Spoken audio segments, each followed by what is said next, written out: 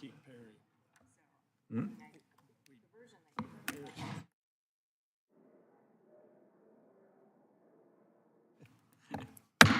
Call Committee on Transportation Infrastructure to order pursuant to Committee Rule 6F, House Rule 11-2H4. The Chair may postpone further proceedings today on any question approving any measure or adopting an amendment on which a recorded vote of yeas and nays are ordered. And without objection, the Chair is authorized to declare recess at any time. Today, the committee will consider H.R. 6865, Coast Guard Authorization Act of 2022, H-Con Res 74, authorizing the use of Capitol grounds for National Peace Officers Memorial Service and National Honor Guard and Pipe Band Exhibition.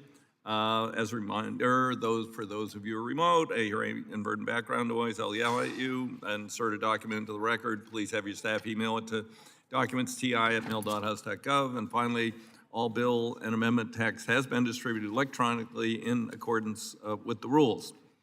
H.R. 6865, Coast Guard Authorization Act of 2022 is the first item of business for today. Without objection, the Subcommittee Coast Guard Maritime Transportation discharged from further consideration of H.R. 6865, and I call up the bill for consideration. Without objection, the first reading of the bill is dispensed with, and the bill is considered as read and open for amendment at any point. I now recognize myself for a statement on H.R. 6865. I'm pleased to call up and speak in support of H.R. 6865, the Coast Guard Reauthorization Act of 2022. This is bipartisan legislation to reauthorize funding for the Coast Guard for fiscal years 22 and 23 and to address other important issues affecting the maritime industry.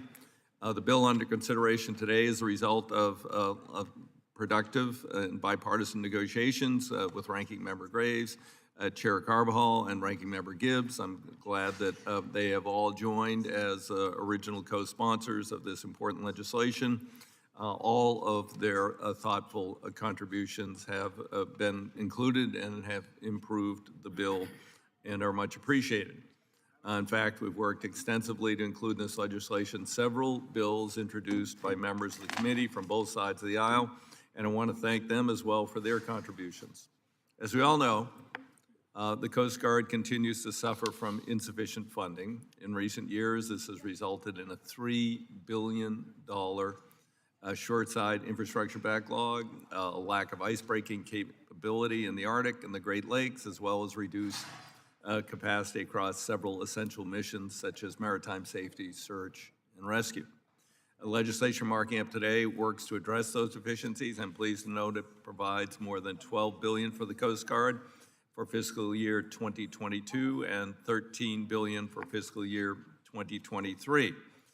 These authorized funding levels track increased appropriations over the past 2 fiscal years and the highest authorized funding levels for the Coast Guard in recent memory. The budgetary increases should ensure the service has resources needed to take care of its service members and augment the capability to operate new assets such as the polar security cutters, offshore patrol cutters expected to come online in coming years. I'm particularly pleased that we've increased authorization for procurement, construction, and improvement account to $3.3 and $3.48 billion for 2022 and 23 respectively. This level of funding should enable the Coast Guard to maintain its ongoing recapitalization programs, including making progress on building new polar security cutters, addressing $3 billion backlog in shoreside infrastructure, and deferred maintenance. Last Congress, the committee passed into law substantial safety measures for large and small passenger vessels. This legislation builds upon that work by increasing safety for fishing vessels, amphibious passenger vessels. H.R.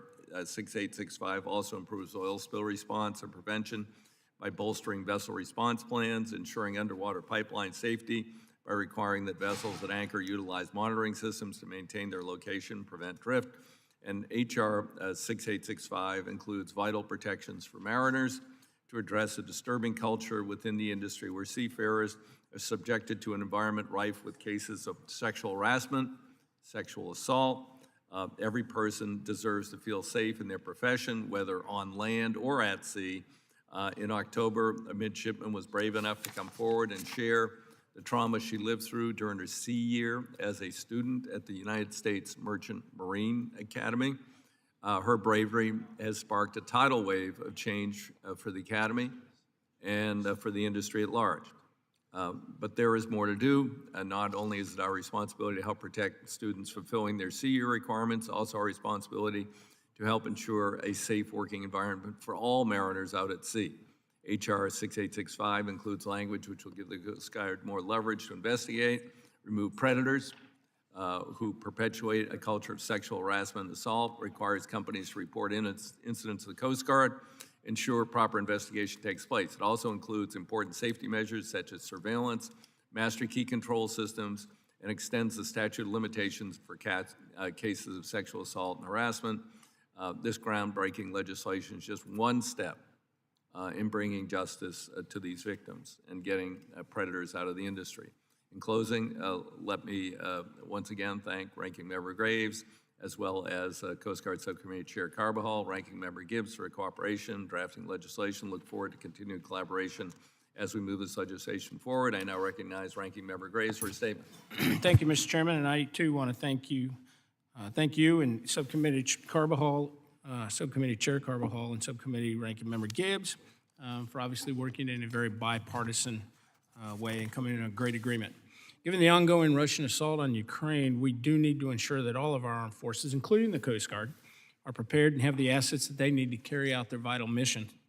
The Coast Guard is both national defense responsibilities, but more important to us on the committee, they have port security, commercial vessel safety, and many security oversight missions, which are of particular importance during this time of heightened international conflict. The Coast Guard also keeps maritime commerce moving, even when other parts of the supply chain are bogged down. Overall, the bipartisan Coast Guard bill will provide the resources to help them more effectively carry out their vital missions of ensuring maritime safety, stopping the flow of illegal drugs and migrants into the country, and enforcing U.S. laws at sea, and also protecting our nation's maritime borders. In order to carry out tens of thousands of operations each year, the Coast Guard must replace and modernize their assets, from cutters to shoreside infrastructure and IT recapitalization. This bill is going to help them do that. Specifically, this legislation authorizes the purchase of a 12th national security cutter, as well as 6 additional FRCs, or fast response cutters, to ensure our Coast Guard is prepared for its current and future role to secure America. I'm pleased to be a co-sponsor of this bill, and I would urge support, and with that, I yield back. I thank the gentleman. I recognize now Subcommittee Chair Carbajal for his statement. Thank you, Mr. Chair. I would like to express my support for HR 6865, which is an inclusive and bipartisan agreement to reauthorize, enhance, and support the critical missions of the U.S. Coast Guard. I am grateful for the leadership of Chairman DeFazio, Ranking Member Graves, and Ranking Member Gibbs for helping us craft this bipartisan agreement that will help save lives, protect our maritime environment, and support our coasties. Day in and day out, the Coast Guard continues to illustrate its resourcefulness. Coasties regularly operate at the juncture of safety and national security, law enforcement, transportation, and environmental protection. They have time and time again demonstrated their willingness to respond during times of crisis. These women and men are resourceful, but they need our support in return. The increased authorization in today's bill signals our confidence in the excellence of the Coast Guard and starts down the road to providing the resources needed to successfully complete each of the service's diverse missions. As chairman of the Coast Guard and Maritime Transportation Subcommittee, I am proud that this bill also includes my legislation that will provide fair recourse opportunities for victims and their families against owners of small passenger vessels found to be liable for a maritime accident. This is in response to the Conception boat fire, one of the worst maritime disasters in recent history. On September 2nd, 2019, 34 lives were lost on the Conception, which was a small dive boat operating off the coast of California in my district. In the case of the Conception, the victims' families were unfairly limited in their recovery options due to an archaic maritime law that dates back to 1851. In addition, this bill provides for enhanced safety and ensures appropriate recourse for people on small passenger vessels. It encourages the Coast Guard to ensure that vessels are equipped with the best technology, equipment, and practicing appropriate procedures to prevent disaster. This bill ensures families are afforded justice and bad actors in the maritime industry are held accountable. With this bill, we can ensure the Coast Guard has the resources it needs to respond to emergencies on the water. We can also ensure that merchant mariners who have already chosen to work in a demanding profession in support of national security work in a cultural environment that shows no tolerance for sexual harassment and sexual assault. And that we continue to promote diversity within the U.S. Coast Guard to ensure it is reflective of our nation. Our diversity is our strength. I am proud to have worked with Chairman DeFazio, Ranking Member Graves, and Ranking Member Gibbs on this important legislation, and I look forward to ensuring that it becomes law. I thank the gentleman. Now I recognize Ranking Member Gibbs for his statement. Thank you, Chairman DeFazio. H.R. 6865, the Coast Guard Authorization Act of 2022, represents this committee's commitment to the men and women serving in the Coast Guard and lays the groundwork for maintaining the service's mission capability in the future. The Coast Guard is one of 6 United States Armed Forces. As we watch the Ukraine crisis unfold, we should especially be aware of the need to provide our armed forces with the resources they need. Both sides of the aisle work together to craft today's piece of legislation, which recognizes the port and coastal security, drug interdiction, and maritime safety are important issues to our nation rather than just Republicans or Democrat issues. This Coast Guard authorization bill addresses priorities important to both the East and West Coast, the inland river system, and the Great Lakes. The Coast Guard plays an important and unique role in the national security and maritime safety. The service is a critical component in carrying out drug interdiction efforts, keeping our ports and coasts safe, and conducting ice-breaking operations. H.R. 6865 helps the Coast Guard better perform their missions and encourages the use of cutting-edge technology to improve operations, while also addressing ongoing issues, like how to bring the service's crumbling IT infrastructure into the modern era. Despite the administration's failure to seek appropriate capital funding levels, this bill authorizes over $9 billion for operations and the support account and $3 billion for the procurement, construction, and improvement account for FY22, and provides a 5% increase for FY23. We had hoped that this would offset earlier budget shortfalls, but given the rise in inflation, it will need it just to stay even. $585 million from the PC&I account will be used to address the crumbling shoreside infrastructure, which sets aside for the Coast Guard's yard and Cape May recapitalization. In addition, this bill includes a set aside of $350 million per year to address the growing shoreside infrastructure deferred maintenance backlog. As others have noted, this legislation authorizes the purchase of the 12th National Security Cutter and 6 fast response cutters, which are necessary for the Coast Guard's future mission capabilities. Vital to my district, I'm also proud of the commitment made into the Great Lakes in this bill. Working with my colleague, Mr. Gallagher of Wisconsin, we emphasize the economic importance of the Great Lakes and the necessity for a new dedicated icebreaker on the lakes to keep commerce moving. Thank you to Chairman DeFazio, Ranking Member Sam Graves, and Subcommittee Chair Carbajal for working in a bipartisan fashion to give the Coast Guard the resources it needs to accomplish its missions. I urge my colleagues to support this bill, and I yield back. The gentleman now recognize Representative Carson for 5 minutes.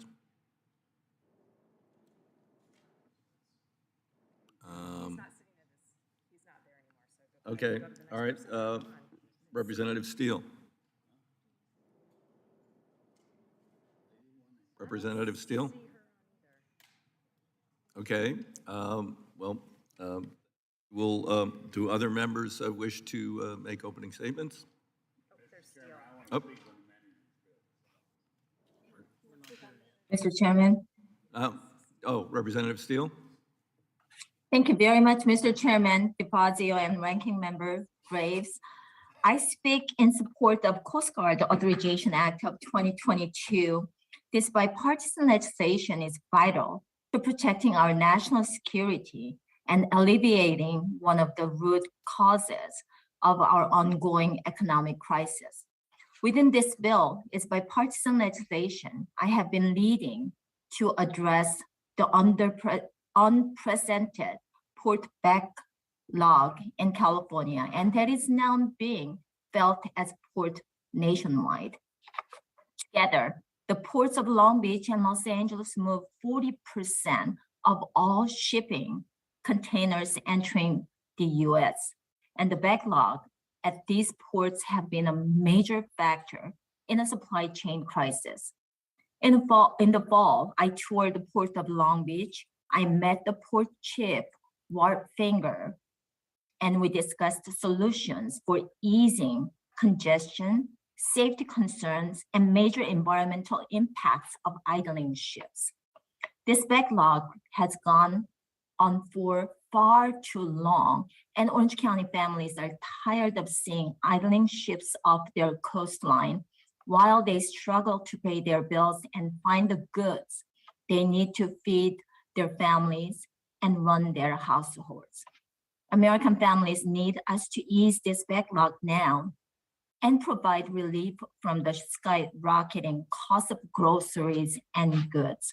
California farmers and their counterparts across the country are struggling to get their products to market around the world. With the Coast Guard Authorization Act, this task force has a powerful tool to give them the support they need. I stand ready to hear the recommendations of this task force and the Congress to implement solutions to address delays within the ports and their plan to address the safety concerns created by ongoing idling of waiting ships off the coast of Orange County. I am proud to support Coast Guard Authorization Act. We must act quickly to address this urgent and ongoing problem. And thank you very much, Mr. Chairman and Ranking Member, and I yield back. I thank the gentlelady. Representative Carson. Thank you, Chairman. I commend your leadership and your collaboration on this Coast Guard bill with Ranking Member Graves and Coast Guard Subcommittee Chair Carbajal and Ranking Member Gibbs. I'm pleased to join our committee's leadership in supporting the Coast Guard Reauthorization Act because it will increase maritime safety and efficiency.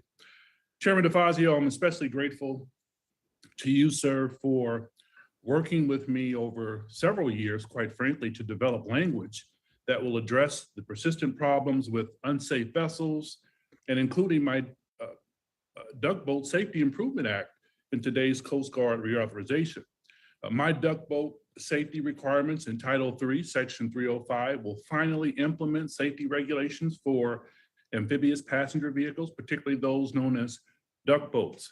Now, these safety recommendations were made by federal agencies to address repeated problems associated with duck boats that have resulted in far too many injuries and fatalities that may have been prevented. I became more aware of these problems when my constituents in Indianapolis, the Coleman family, were involved in a horrible duck boat accident on July 19th, 2018 in Branson, Missouri.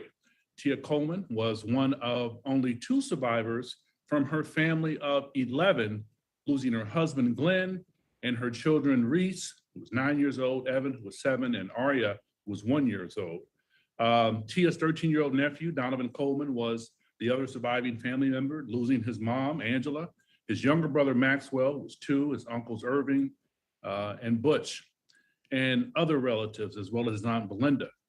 You know, boarding a duck boat on Table Rock Lake started out as a fun outing for family members, but it turned into an unspeakable tragedy when the boat capsized and sank.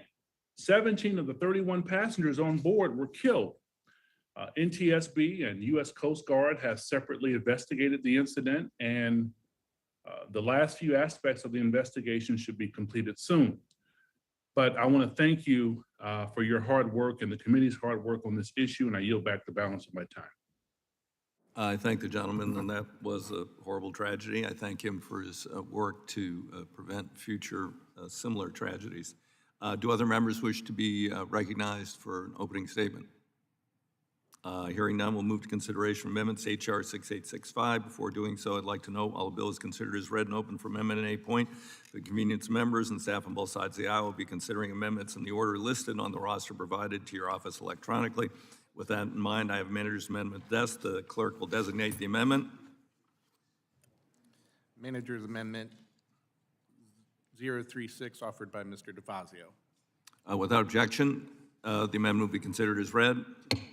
I now recognize myself for a brief statement. Pleased to offer a non-controversial manager's amendment to this bill. Bipartisan amendment has been worked out in consultation with the minority, and I urge members from both sides to support it. In addition to technical fixes to the original bill, this amendment includes many amendments offered by both majority and minority members of this committee. Among others, the manager's amendment includes provisions to require the Coast Guard to report on the enforcement of the Jones Act, ban Russian vessels from the territorial waters of the United States, require fishing vessels to be equipped with automatic identification systems to address illegal, unreported, and unregulated fishing.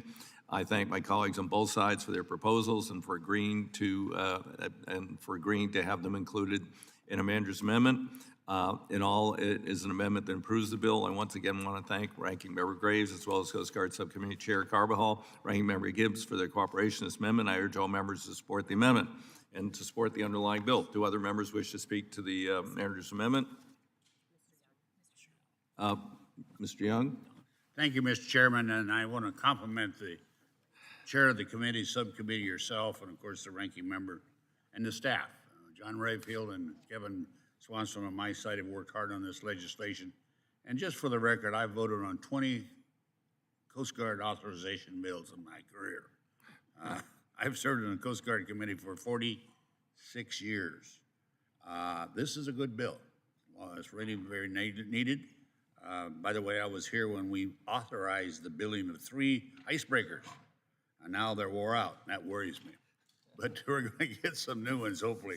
But I'm pleased with the action of this committee and the chairman and the people involved because of when I first started on these committees, there was a lack of funding for the Coast Guard, yet giving them more responsibilities. And now you've stopped us pretty much. We have to continue to push the Appropriation Committee and make sure we get our money for it. There's a lot of good provisions in here for Alaska. I will admit that right up front. You did a good job recognizing we have the largest Coast Guard involvement. We're close to the Arctic. We're close to the international scene right now. And the Coast Guard probably plays a bigger, major role in the military activity, although some people say they're not military, than any of the agencies that we have service, Army, Navy, Marines, et cetera. So I'm proud of this legislation. Do thank you for people working together, consulting and working, and this is a bipartisan bill, and I urge the passage of legislation. I yield back, Mr. Chairman. I thank the gentleman. He outlasted the icebreakers, and perhaps will be on the committee for the christening of the new icebreaker. And maybe see that one into retirement too, Don. Who knows? You keep going. By the time the next icebreakers come out, they'll all be driven by atomic power or something. So, okay. Anyway, thank you. With that, I recognize Ranking Member Graves for any statement. Thank you, Mr. Chairman. The manager's amendment incorporates the provisions that were offered by both sides of the aisle, and it truly demonstrates the committee's bipartisan approach, especially when it comes to authorizing programs and policies related to the National Coast Guard. This amendment does incorporate the provision from the Dean of the House, Mr. Young, which he just spoke on, and allows the nation to keep Russian vessels from entering U.S. waters during the Ukrainian crisis. With all that's going on, it's certainly a top priority, at least top of the mind these days, to keep Americans safe. It does also require the Coast Guard to submit a report to Congress on the enforcement of the Jones Act following an amendment enacted in 2020 clarifying the application of the Act on all energy activities on the Outer Continental Shelf. I do want to again thank Chairman DeFazio for his work on this package, and I'd urge support of the manager's amendment and yield back. I thank the gentleman, and thank him for his work on the bill. Representative Huffman's recognized for 5 minutes. Thank you, Mr. Chairman and Ranking Member Graves. A lot of good work has gone into this bill, and I'm grateful, especially for incorporating Congressman Garrett Graves in my amendment, expanding the use of a very important tool in promoting transparency at sea. These are devices called Automatic Identification Systems, or AIS. And what this does is it shares the location of vessels so that we know where fishing is occurring, and we can identify patterns that indicate illegal activity. It's a tool that will give the Coast Guard more efficiency in combating illegal fishing activities and better allow our country to leverage foreign actors to address something that's a real problem, IUU fishing, or illegal, unreported, and unauthorized fishing.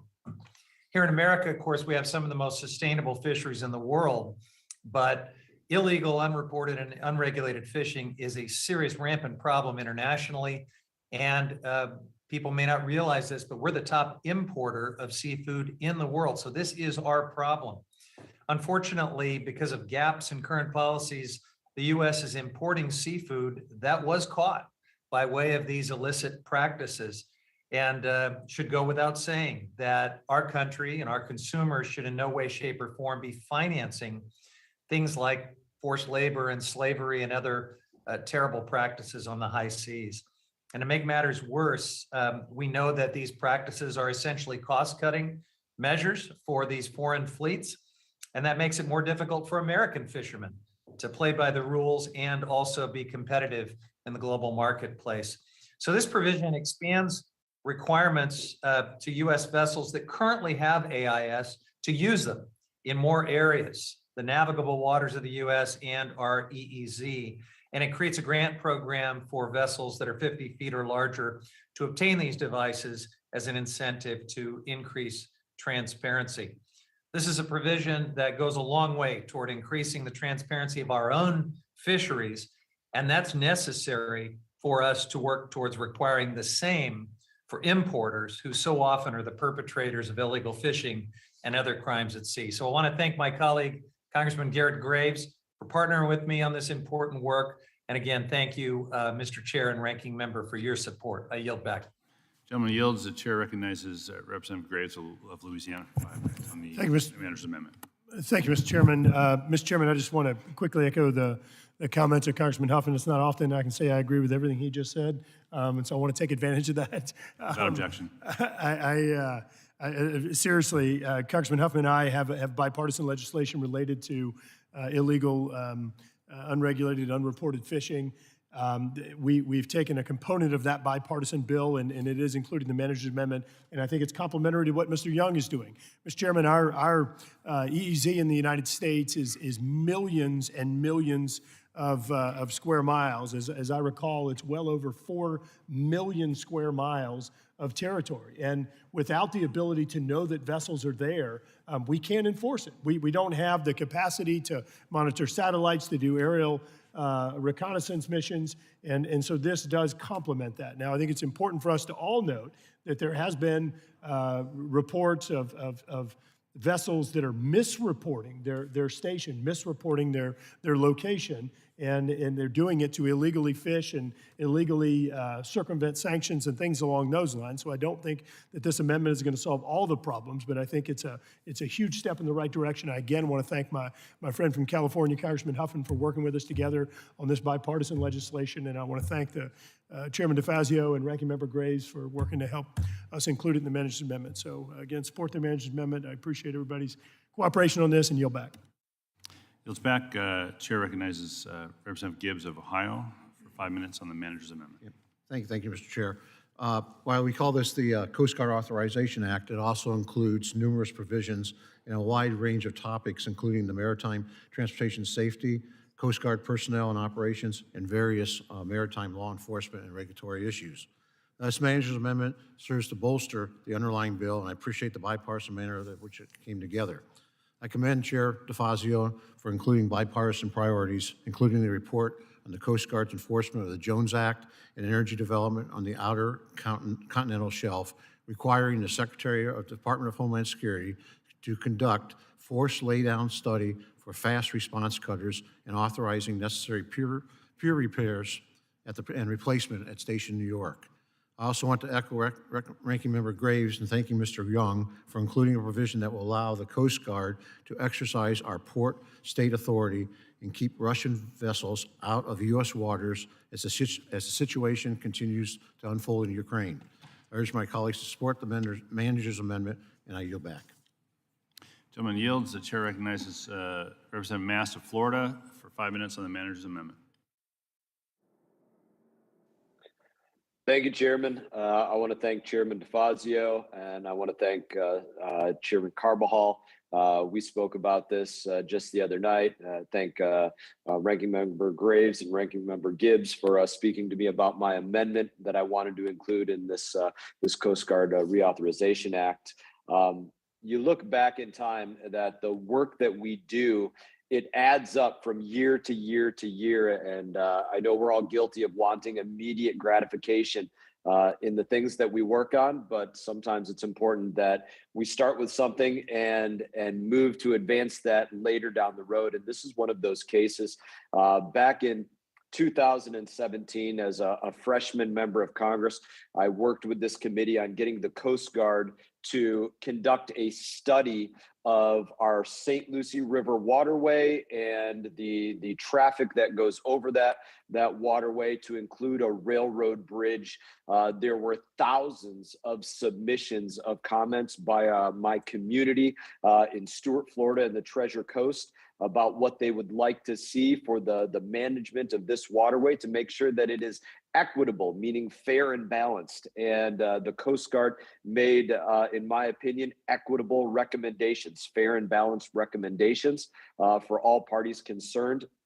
And today, this committee is recommending that my amendment move forward to direct the Coast Guard to implement the recommendations that they made back in 2018, those recommendations that they made for the St. Lucie River Railroad Bridge that would ensure, as I just stated, that boaters in my community, maritime users in my community, that they have the equitable access to our beautiful waterways of the Treasure Coast. To be specific on this amendment, it does state the Commandant of the Coast Guard shall take such actions as are necessary to implement any recommendations for the St. Lucie River Railroad Bridge made by the Coast Guard in the document titled Waterways Analysis and Management System for Intercoastal Waterway Miles 925-1005, WAMS number 07301, and published by the Coast Guard Sector Miami in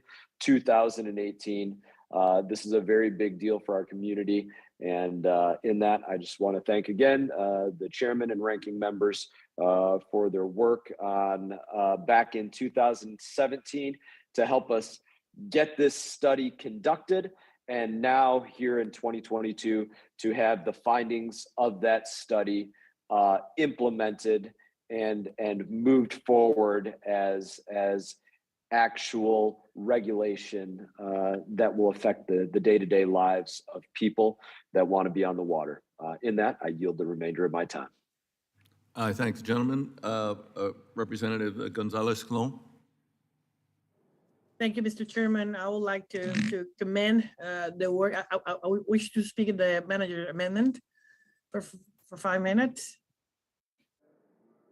Gentleman is recognized. Thank you. I would like to commend the work that the full committee and subcommittee chairs and ranking members and their staff, including John Rayfield and Matt Dyer, have done to come to this bipartisan Coast Guard Reauthorization bill. I think this demonstrates our committee's continued commitment to the Coast Guard and our service members. And as one of the country's 6 armed services, I think it's critically important that the Coast Guard has the necessary tools for long-term strategic planning, including adequate authorizations to recapitalize its fleets as this bill provides.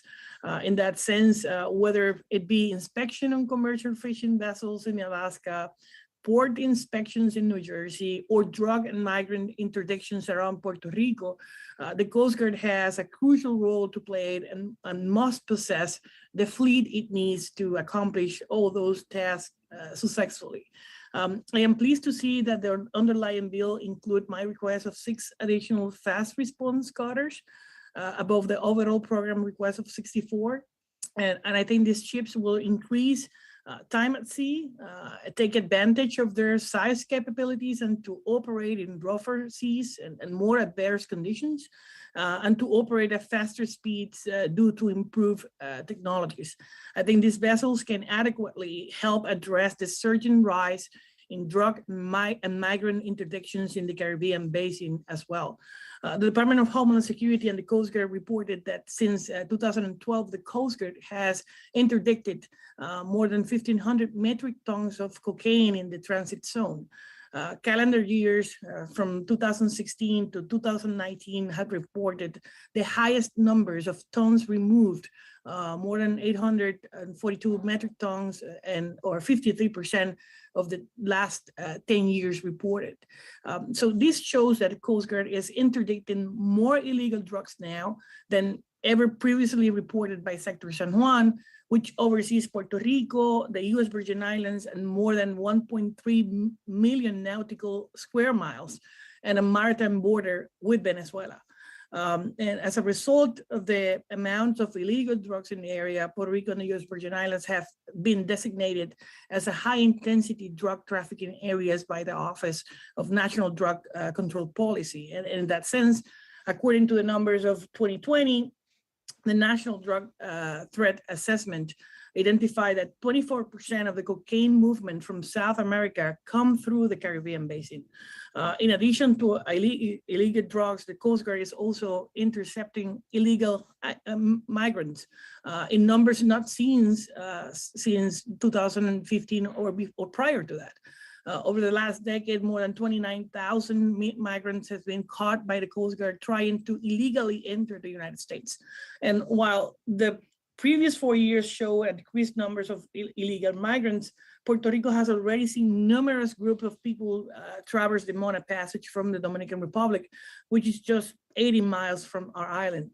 During fiscal year 2022, the Coast Guard interdicted more than 44 illegal voyages near Puerto Rico and the US Virgin Islands with almost 800 Dominicans, 250 Haitians, and 14 Venezuelans. And when you see those numbers in fiscal years 2016, there were more than 1,700 interdicted. So these numbers have only continued to grow. We have a crisis on our nation's maritime border. This means that we need more assets in the Caribbean basin with the ability to respond. And my amendment, which I'm so glad that has been included in the manager amendments, simply requires that at least one of the 6 additional fast cutters above the program initial ask be used to address the search of drug and illegal immigration in the Caribbean basin.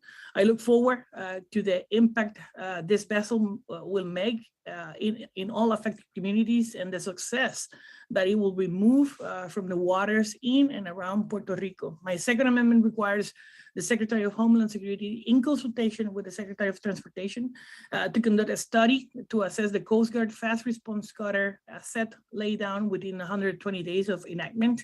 And this will look at the measure readiness to be used to identify areas that lack adequate coverage and need more assets. So this amendment is in line with additional FRCs in this legislation, 6 more assets that the Coast Guard can consider how optimally used and strategically placed to achieve the mission in the service of our country. So having said that, again, I want to thank the chairs, ranking members, and staffers for working on these amendments, and thank you, and I yield.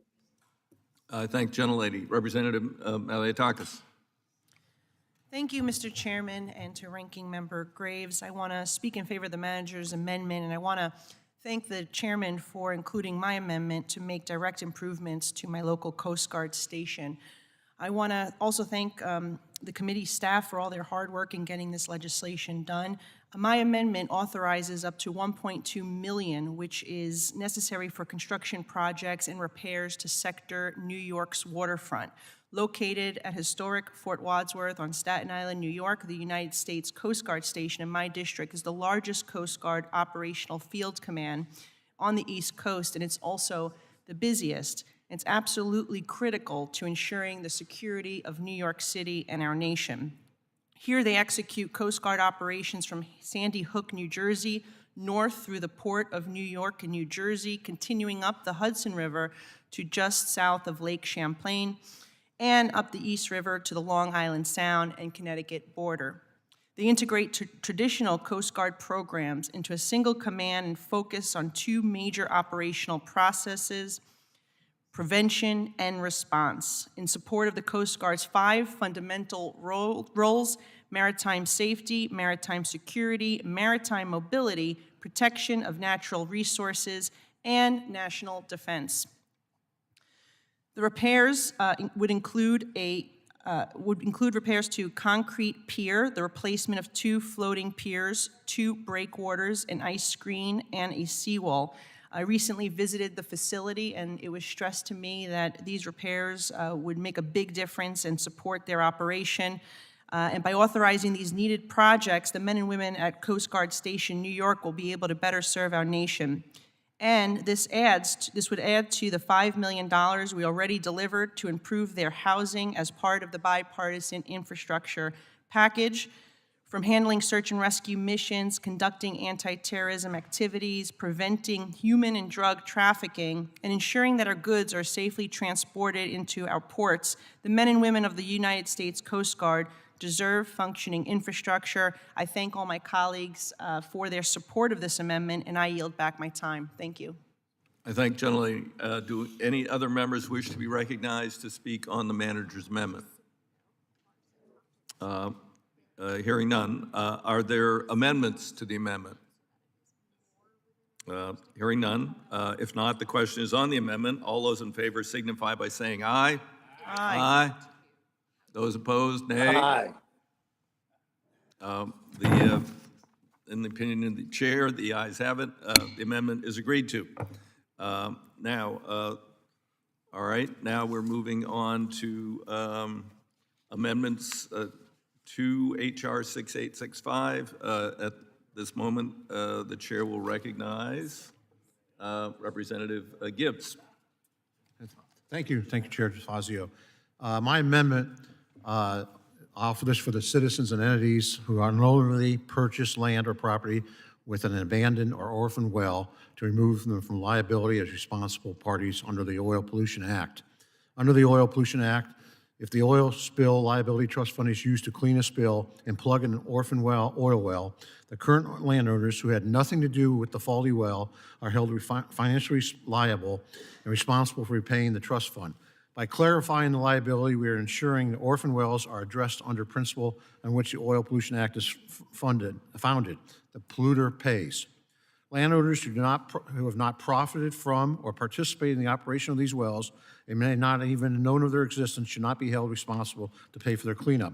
They are not the polluters. If no responsible party can be found, these wells can be cleaned up with funds from the Oil Spill Liability Trust Fund. These funds are derived from taxes on oil paid by the oil companies. A burdensome process that assigns financial liability to an entity that had nothing to do with the activity leading to an orphan well hampers environmental cleanup. My amendment will relieve that financial liability for the entity who is not truly responsible for the orphan well. It will actually encourage more and better remediation. I give an example. 40 years ago, when I bought my first farm, after we purchased it, we discovered it had a couple of orphan wells. How we found them, there was casing coming up on the fields, and I contacted ODNR, and I learned about this process of orphan wells, and it turns out there's thousands of orphan wells in Ohio alone.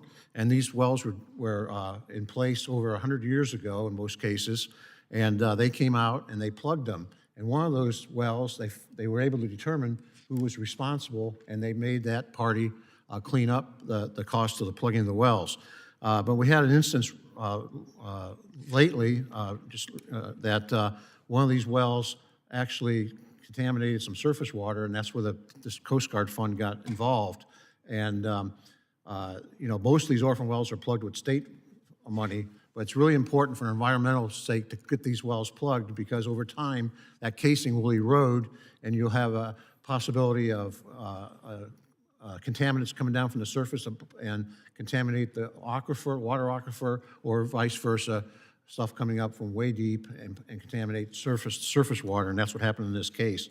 And so all this amendment does is really clarify who's responsible. If there's no responsible owner because these wells were abandoned, not in use for 80 to 100 plus years, the orphan well program will clean them up. But a landowner who's in many cases is completely oblivious of the abandoned wells on the property in many cases, and then something happens. But this also will help encourage landowners to come forward and report these, because there's no record of these wells on any, in the case of Ohio, in the ODNR maps, there's just no record. So that's what happened to me, and you know, we got those wells plugged, so we actually protected the environment, and that's why I think this amendment is so important. And if the Oil Well Trust Fund does get involved, then they have to make sure if there is an entity that is liable, they should pay for it. But if it's one of these wells that been in existence and not in use for decades, then the fund should take care of that and relieve any liability on a very innocent property owner. So in that case, but to keep this love fest going today, Mr. Chairman, I'm going to withdraw this amendment and hope to work forward to working with you and other colleagues to get a better understanding how this really does protect innocent landowners and people that want to do the right thing and make sure they report days when they discover these abandoned wells to get them plugged and not worry about liability, being liable for something that occurred many decades ago. So then I withdraw the amendment and I yield back. I thank the gentleman for withdrawing. I also thank him for his concern for landowners who may be unsuspecting. Unfortunately, language, I believe, at this point, as drafted, would go beyond the gentleman's intent, and I look forward to working with him further as the bill moves to the floor of the House. With that, we'd move to the next amendment, which would be Representative Larson. No, we're going to skip him. We're going to skip him. Okay, we're going to go to Representative Van Drew.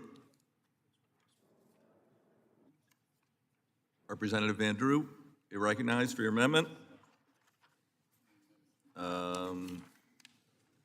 Okay, well, I guess I don't see him, so we will move on then to Representative Perry, 531. The gentleman has an amendment at the desk. Oh, he's across the hall. Okay. Do you want to recess for just a second? We'll see if we can get Larson or anyone else here. We could go to Graves. Yep. Oh, he just walked out? No one's here. Okay, even though we're virtual, people are virtually not here virtually. So we will recess briefly. To come back to the Larson amendment. To come back to Larson. Oh. What? Unless Mr. Graves. Oh, there he is. He's back. Yep. Can we do one of your amendments next? You ready? Okay. It would be 184. Oh, well, who do you want to go? What? Mr. Graves, do you want? You or Van Drew? Well, let's go Van Drew since he's on. Okay, Van Drew's back. Sorry, I had called for him before, but he was, okay. We'll be back to you, Garrett. Representative Van Drew is recognized. The gentleman has an amendment at the desk. Amendment 0. Thank you, Chairman. The clerk will designate the amendment. Amendment 042 offered by Mr. Van Drew. Okay, gentleman's recognized for 5 minutes on his amendment. Thank you, Chairman. Just before speaking on the amendment quickly, I just wanted to be proud to note that the Coast Guard Authorization Act of 2022 authorizes $120 million for the construction of new barracks at the United States Training Center, Cape May. I have secured $55 million in the FY 2022 appropriations bill for phase 1 of this project, which will move forward in 2024. The barracks recapitulation project will position Coast Guard personnel for the 21st century so that America can effectively deal with rivals like Russia and China. And I'm proud to serve my country by delivering on this project and your help as well. My amendment will require all port access routes near offshore renewable energy leases are at least 9 nautical miles to ensure maritime safety. Last week, there were over $4 billion of offshore wind leases auctioned off the coast of New Jersey and the coast of New York. Energy giants are eager to put wind turbines up as quickly as they possibly can.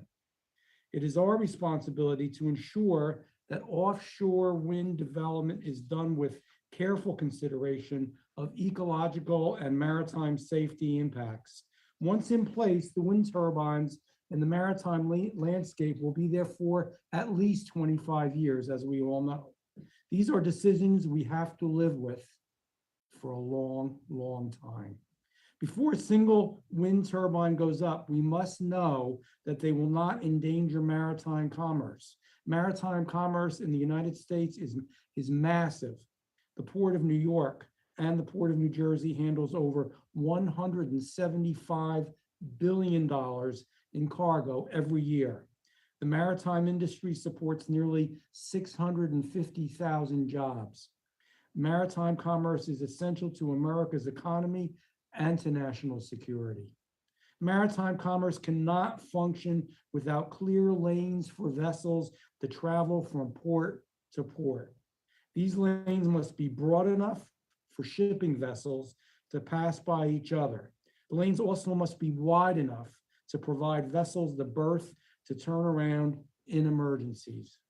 I'm extremely concerned that the current offshore wind designs do not meet these criteria and will create a cluttered, difficult to navigate, and even dangerous maritime environment. The mass construction of wind turbines off the eastern seaboard without any consideration for the billions of dollars of commerce that flow through these waters will cause massive supply chain issues and endanger the well-being of maritime workers.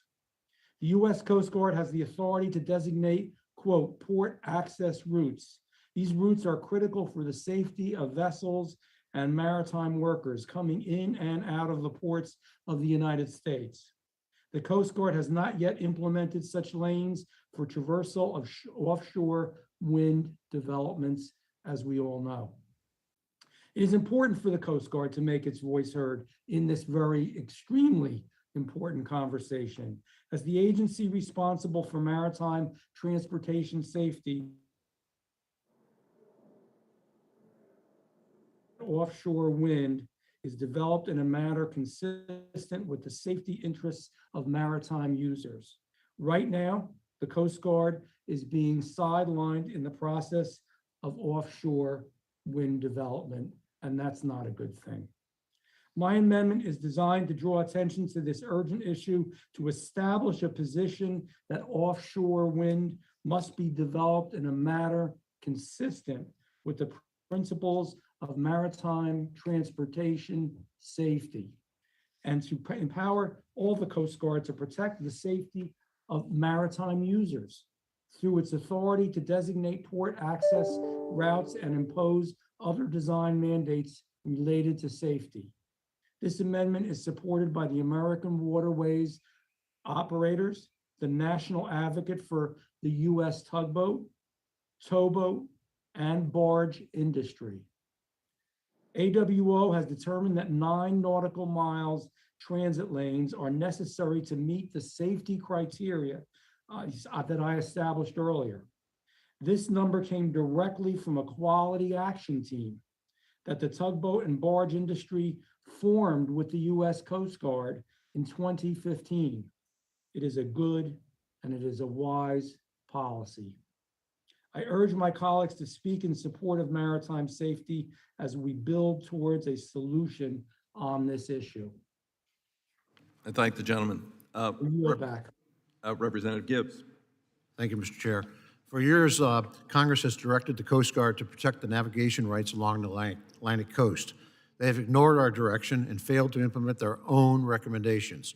I am encouraged that the Coast Guard finally began the process, but they allowed so much time to go by that it's become increasingly difficult to impose navigation safety areas. Given it has taken 26 years and multiple pieces of legislation to get the Coast Guard to this point, I believe Mr. Van Drew's amendment is sensible to impose a 9-mile buffer around the wind energy facilities until such time as the Coast Guard can determine more reasonable safety lanes. So I urge the adoption of this amendment. I yield back. I thank the gentleman. Do others wish to be heard? If not, I'll recognize myself for such time as may consume. I share the frustration over the length of time it has taken the Coast Guard as the lead entity in this interagency, designation. It involves DOD and others, EPA and others, and they should get this done.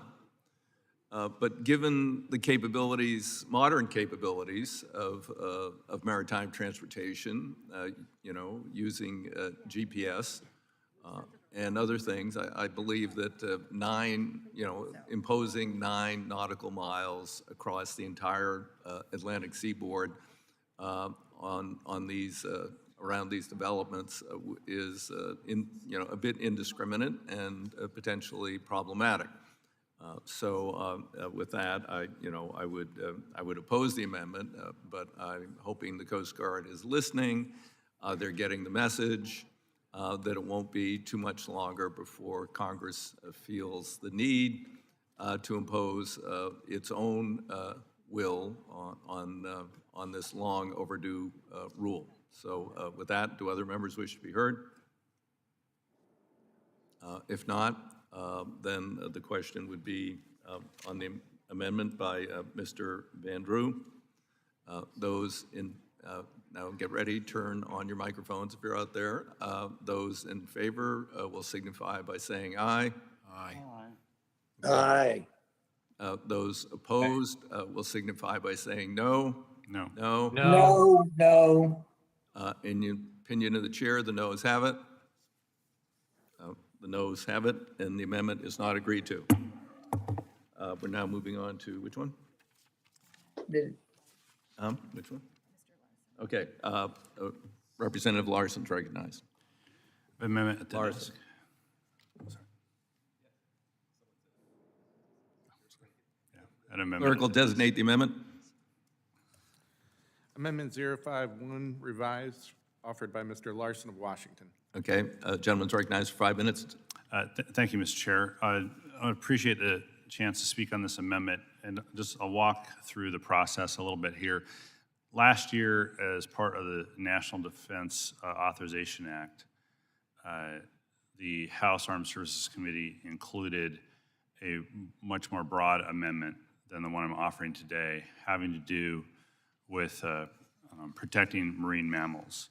It was an equally well thought out amendment. It was worked through the process with the stakeholders and was included in the NDAA, and the full committee voted on the NDAA, came out of committee, and passed on the floor as well. So the House has already passed this. And then in the process, it went to the Senate, and the Senate itself objected to this and many other parts of the bill, but in the process of walking through the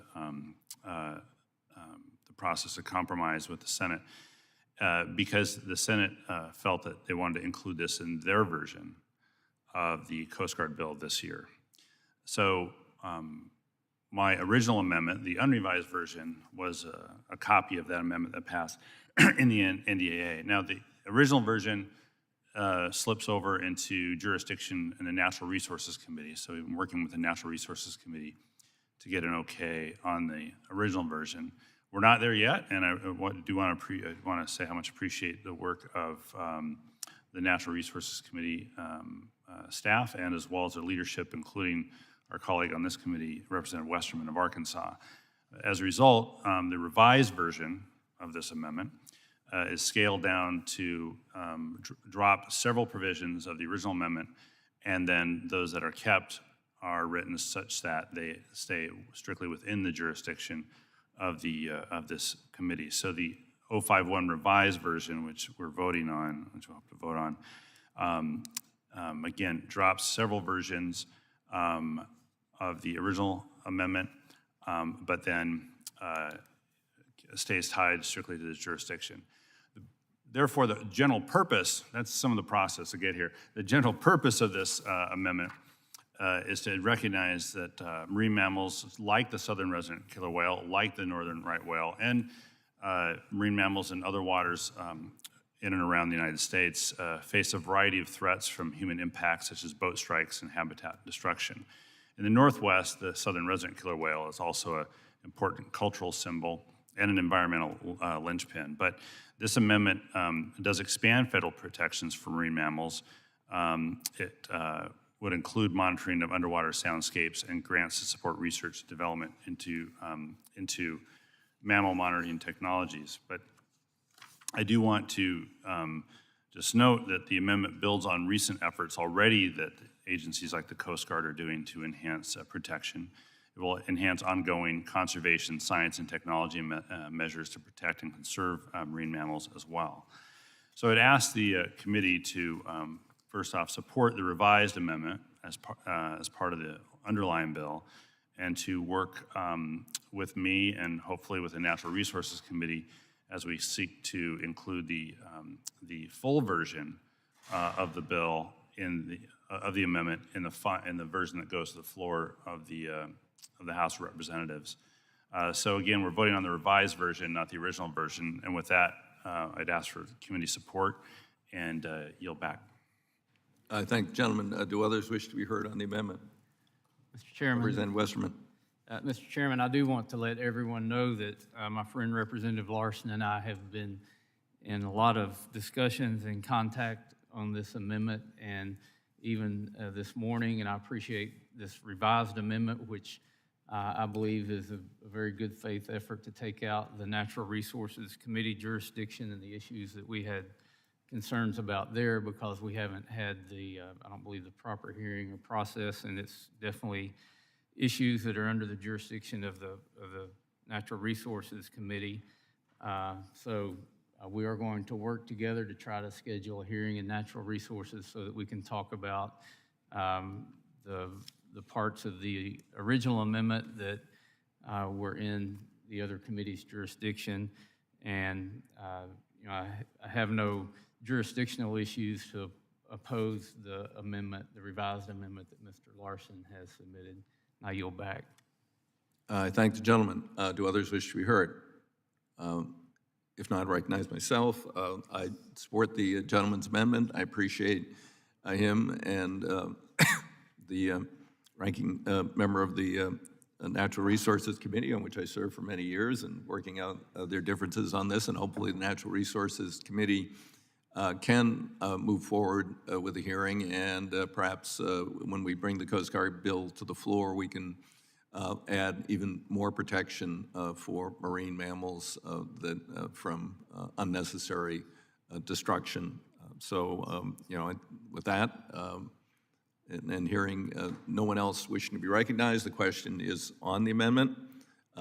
Those in favor will signify by saying aye. Aye. Aye. Those opposed? No. Okay. In the opinion of the chair, the ayes have it. The ayes have it. The amendment's agreed to.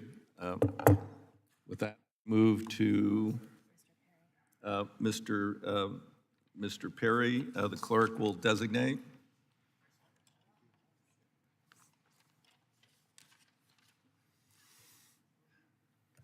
Amendment 531 offered by Mr. Perry. Without objection, the amendment be considered as read, and I recognize Mr. Perry for 5 minutes to speak on his amendment number 530. I have 531, Mr. Chairman. Oh, 531, okay. Oh, there it is, 531, yes. Thank you, Mr. Chairman. I don't seek to relitigate the past century of Jones Act policy and argument. Instead, this amendment simply creates an exemption for ships carrying liquefied natural gas, which is a sector of the market that the maritime industry absolutely refuses to serve despite its complete insulation from foreign competitors. And it is my contention, and it is the absolute truth and fact, that this is harming Americans and empowering our enemies. While there have been some improvements in the industry, the few Jones Act compliant LNG ships that have been produced are refueling ships. They're not transport ships, they're simply bunker barges. Anyone who conflates the two is purposely misleading the American people to protect special interests in our foreign adversaries at their constituents' expense. The failure to produce LNG transport ship, despite over a decade of record-high natural gas production in the U.S., is a damning indictment of the idea that protection from competition somehow incentivizes shipbuilding. Instead, the lack of competition has created a situation where there is a $500 million differential between an Act-compliant ocean-going LNG carrier and a foreign ship. I mean, literally, the ship made in Korea is $180 million. The one that American can produce under the Act is $700 million. The truth is, the failure of the shipbuilding industry to meet this moment and produce affordable ships is the reason that American cities, territories, and states are unable to consume American LNG, and instead are literally forced to accept foreign natural gas from Russia. This absolutely, completely undermines our economic security and our national security, destroying the very basis for the Jones Act itself, as it benefits our enemies at the expense of American natural gas producers and people that want to consume it. While protecting American jobs is certainly a venerable goal that every single person on this committee supports, the failure of the industry to supply our country with the ships to meet demand kills jobs across the country, certainly in the Commonwealth that I represent, and it empowers and enriches Vladimir Putin, while it threatens the reliability of our electric grid and degrades our American economy. Now, there's been a lot of talk, especially over the last week, about standing up to Russia and the Russian economy in response to the situation in Ukraine. Here's an opportunity. Here's a chance for everybody to put their vote where their rhetoric is and stand with the American people and American workers and not Russian oligarchs enriched by self-destructive American policies that have been in place since the 1920s. The world has changed, ladies and gentlemen. The world has changed. Not trying to upend the whole thing, but for goodness sake, it's pretty obvious that the shipbuilding industry is not going to build these ships unless we do something about it. We can say all we want. We don't want Russian gas. Well, I don't know how the gas is going to get to the Northeast when we refuse. This government, this administration, refuses to allow pipelines, refuses to permit them, refuses to allow transport on rails of LNG. So it's one thing or the other. You don't get it or you buy it from Russia. Right now is your opportunity. Right now. Right here. Today. Not talking about up under the whole thing. I know some people are going to throw their hands up in the world. The skies are going to be falling. It isn't going to fall. Going to build a couple ships here, transport American LNG, and cut Russia off. That's all this is about, and nothing more. I recommend supportment of this amendment, and I yield the balance, Mr. Chairman. I thank the gentleman. Do others wish to be heard on the amendment? Hearing none, I'll recognize myself at such time as I may consume. The world has changed. We used to be a great maritime nation. Now we are dependent upon foreign nations, sometimes with incompetent crews, to serve the United States and transport of our goods overseas and goods from overseas to here. And anything that degrades, diminishes the Jones Act moves us further and further away. We need to bring shipbuilding back to America, and we need to crew vessels with competent crews who are paid decently and have good working conditions. And this amendment would move us away from the potential for someday achieving that goal. We're hopefully going to begin to have U.S. vessels under the Jones Act doing the insertion of wind turbines, People say, oh, well, they can't build a ship that can do that. Well, it's being built right now. That's because of the Jones Act. So, I do not wish to diminish the Jones Act. I don't want to be dependent upon ships that are flagged in fake countries that don't exist. The last time I checked, Liberia was run by a bunch of former Coast Guard officers out of an office in Virginia somewhere, with crews that are marginally, if even, competent on ships that are not safe. And we don't want to become more dependent upon this system. It was a mistake to abandon ourselves to this rule after World War II, when we had a great shipbuilding industry, when we were a maritime nation with huge fleets. This last year, the three major shipping companies made more profits in 1 year than in the last decade. Three foreign entities, conglomerates, ripped off the American people for unbelievable record profits by jacking up under the guise of pandemic and COVID and all the other things, their profits to obscene levels. And to create further dependence upon this would be a disaster for the United States. With that, I yield back the balance of my time. Do other members wish to be recognized? Hearing none. What? Yeah, I know, but I'm just seeing everyone. Okay. Are there any amendments to the amendment? Hearing none. The question is on the amendment is offered by Mr. Perry, number 531. Get ready. Those in favor will signify by saying aye. Aye. Aye. Those opposed will signify by saying no. No. No. Okay, in the opinion of the chair, the noes have it. Mr. Chairman, I request a recorded vote. Requested vote is recorded. The vote will be postponed until at the end of the markup. We would now move on to Representative Graves. The clerk will designate the amendment.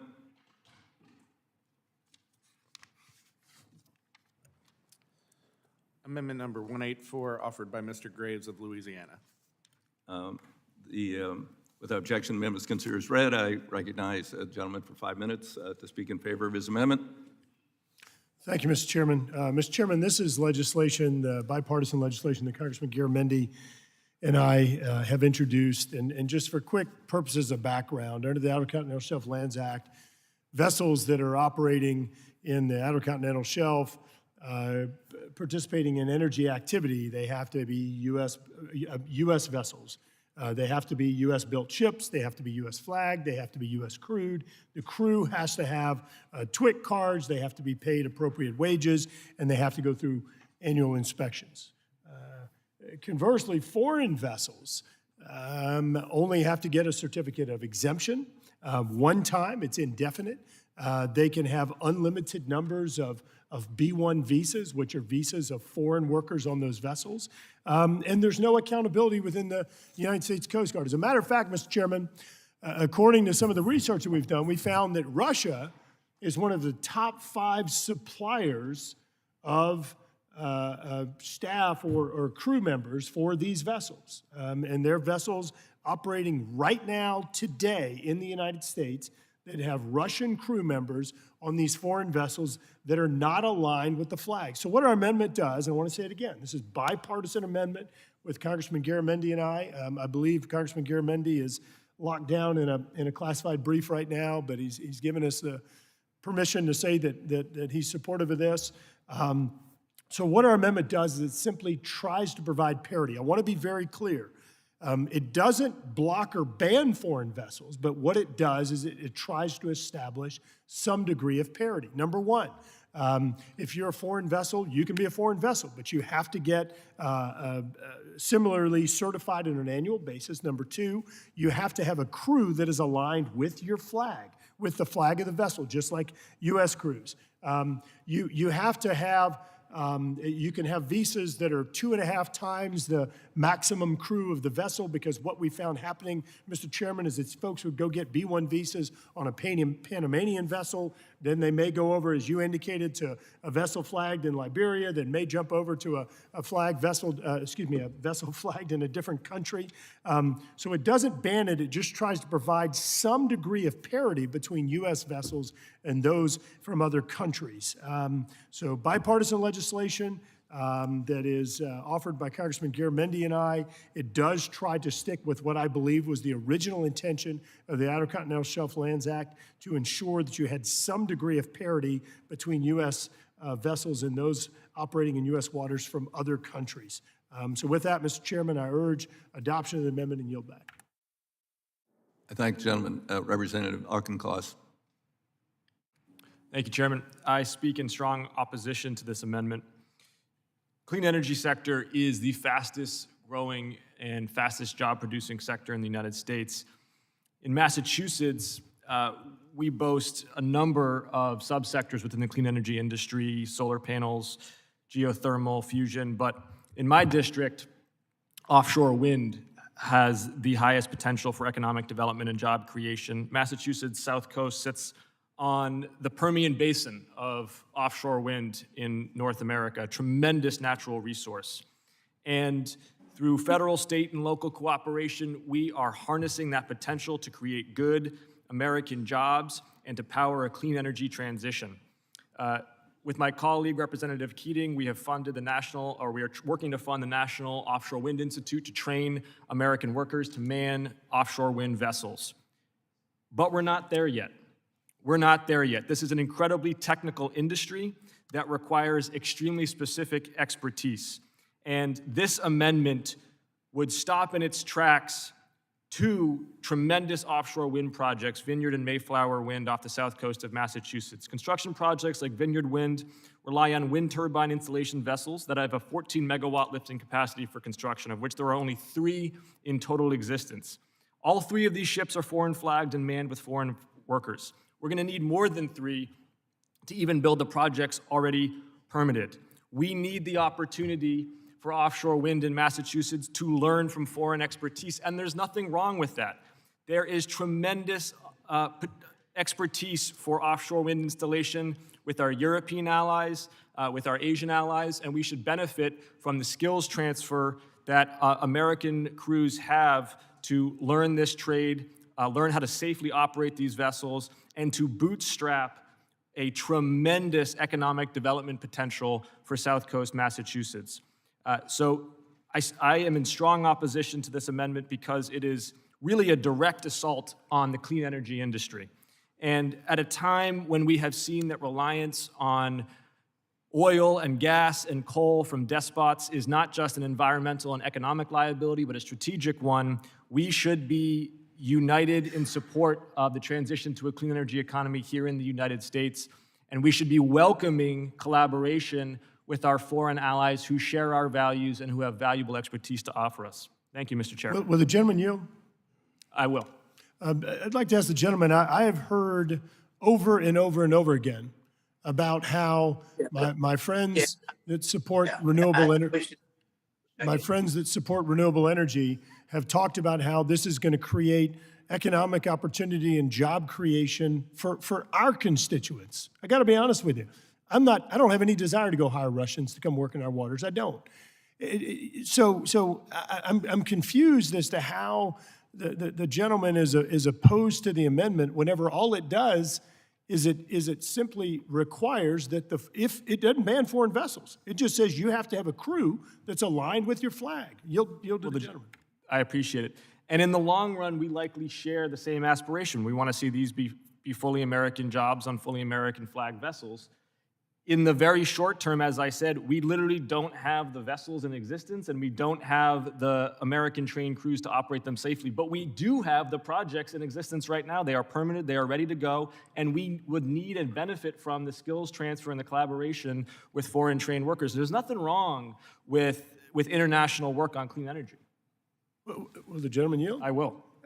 The amendment does not prohibit foreign vessels. Why do we want to give such an advantage to foreign vessels?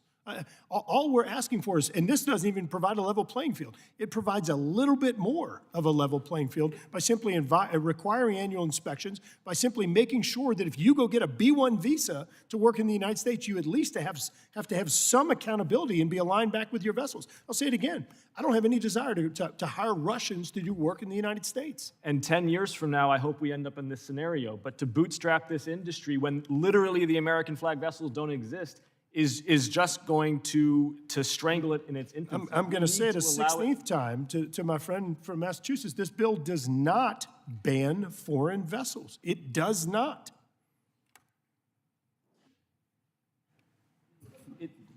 This amendment is going to prevent the use of these vessels for lifting purposes for offshore wind production. These projects are not going to be able to put in these turbines under this amendment.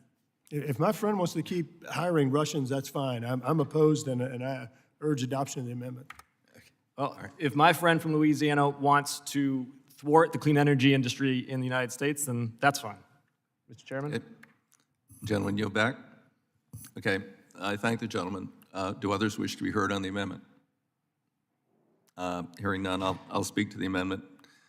During the last reauthorization of the Coast Guard, I spent considerable time and actually sat down with the wind industry. I'm fine with wind, and the president has grand plans for offshore wind, and I hope that we can realize those plans. It's a great source, and wave energy is coming soon thereafter. But I sat down with the wind industry, and I worked to accommodate them and said, okay, until such a time as we have U.S. Insertion ships that can do insertion. Then once, these things are contracted 5 years out. Doesn't take 5 years to build a ship. Let's give the opportunity and say, if there is a adequate U.S. vessel produced, then they will get preference and be covered by the Jones Act. I had an agreement with the industry, and then they stiffed us. Because they threw in with the oil and gas industry who were afraid that it would affect them. I'm favorable to the gentleman's amendment. At some point, we've got to bring these jobs home. We've got to rebuild our industry here in the United States of America, and I urge adoption of the amendment. Are there others who wish to be recognized? Will the chairman yield? No, gentleman's time has expired. Do others? I would yield to the gentleman. I still have time. Mr. Chairman, I don't know what your conversations were with the broader industry. What I can say is that we have 2 projects that are viable in Massachusetts to bootstrap a clean energy industry that will power millions of homes, will create good jobs. There is not right now the American trained staff and vessels for this industry to get off the ground. We are going to get to a place where this is American built and American manned. We are not there yet. And to thwart it right now in the short term in favor of a long-term aspiration, I think is self-defeating. Reclaiming my time, well, I think as the gentleman from Louisiana has explained, it's not to prohibit the use of these foreign-built ships until there is a U.S. ship, but to have the crews properly vetted and authorized to operate in U.S. waters. And that is an ongoing concern. As I mentioned earlier, I don't know who flags these, probably not Liberia, but it's like the Coast Guard or our Navy are called upon to defend the shipping and assure its safety. And yet we have countries that have no Navy and don't really exist, internationally with flags of convenience, which has destroyed the U.S. maritime industry, and we are now dependent for most of our goods on 3 foreign conglomerates. It's time to reverse that trend. There may be some pain in the short term, but and I think the gentleman's amendment, it will not stop the wind industry from going forward. With that, I yield back the balance of my time. Others wish to be heard. If not, then get ready. Mr. Chairman, would you yield for UC request? Yes, Thank you. Mr. Chairman, asking unanimous consent to include the record a letter from 100 employers in support of the amendment, which includes a number of folks from Massachusetts, Boston Towing, Qualitech Environmental, Cashman Dredging and Marine Contracting, and others. Ask this be included in the record. Okay, without objection, the letter is included in the record. Are there amendments to the amendment? Hearing none, then we'll move to consideration of the amendment. Then those in favor of the amendment will signify by saying aye. Aye. Aye. Those opposed signify by saying nay. Nay. Opinion of the chair, the ayes have it. Mr. Chair, I request a recorded vote. Okay, recorded vote is requested. The vote will be postponed. And with that, the clerk will designate the next amendment. Amendment 530, offered by Mr. Perry. Okay, the amendment is considered as read without objection, and Mr. Perry is recognized for 5 minutes on Perry 530. Thank you very much, Mr. Chairman. For the past several years, the left and radical left-leaning special interest groups have stubbornly crusaded against traditionally powered vehicles and attempted to force the American people and the federal government to adopt alternative fuel-powered vehicles, including electric vehicles, even if they're not ready, and even if there's no infrastructure. They put these ambitions on full display in the doomed fiscal year 2022 House Appropriations bills by earmarking hundreds of millions of dollars to electrify the federal fleet, seeming oblivious to the not ready for prime time drawbacks of EVs compared to internal combustion engine vehicles. I mean, we might get there someday, but just stating that you're here today doesn't make it so. I mean, how would a Department of Interior-owned electric pickup truck refill miles from a charging station? I mean, people cry their eyes out around here when we talk about increasing truck weights, but they don't seem to care if the Postal Service has increased truck weights. As long as they're electric, then it's okay. We don't care how much you tear up the roads then. What about our small-town fire departments? I come from Pennsylvania. We have the greatest network of volunteer fire departments in the country, but they're not equipped to extinguish lithium-ion electric vehicle fires. Unfortunately, instead of reevaluating their electrification push, considering these challenges, the radical left want to go even further and force electric tactical vehicles. Look at a 40-mile row of vehicles on a road in Ukraine, which quite honestly should be a range right now. That should be a firing line right now. But Russians not clamoring for electric vehicles or charging stations on their way to the attack. Neither is anybody else, and certainly China is not either. 2019, the Government Accountability Office found that the Coast Guard maintenance backlog totaled at least $2.6 billion. $2.6 billion, of which we don't have one. We don't have one of those $2.6 billion. I know it doesn't matter in this town, but that must be addressed before we throw money at the green dystopian future envisioned by the majority. Moreover, the electrification push empowers, enriches, and emboldens our enemies in Beijing and Moscow, as they literally control the component mineral supply chains needed to produce EVs, to include slave labor and slave child labor. This amendment ensures that they don't spend funds made available by this act on unnecessary and often untested, unready, unsupported EV and EV infrastructure projects that empower and embolden and enrich our enemies and weaken the United States of America. I urge my colleagues to vote yes for this amendment, and I yield the balance. Do others wish to be heard on the gentleman's amendment? Hearing none, I'd recognize myself. I would oppose the gentleman's amendment. This is the Coast Guard authorization. There is no focus anywhere in the bill, if read, on electric vehicles or infrastructure. I don't from just to say the Coast Guard can't acquire anything that's electric. For instance, if they're operating at an airport, a joint use airport, a lot of airports have moved to electric tugs to pull the planes as opposed to, fossil fuel fired. They're very efficient. They work well. It's a great environment for them. They couldn't do that. I don't know where else the Coast Guard might, in its discretion, decide to electrify something in a port or elsewhere, and to have this overly broad, amendment prohibiting them and only the Coast Guard, not other parts of DOD or other parts of the federal government, is, I believe, not warranted, and I would oppose the amendment. Will the gentleman yield? I'd be happy to yield to that. I thank the gentleman. I love my gentleman who offered this amendment, but this is a Coast Guard reauthorization bill.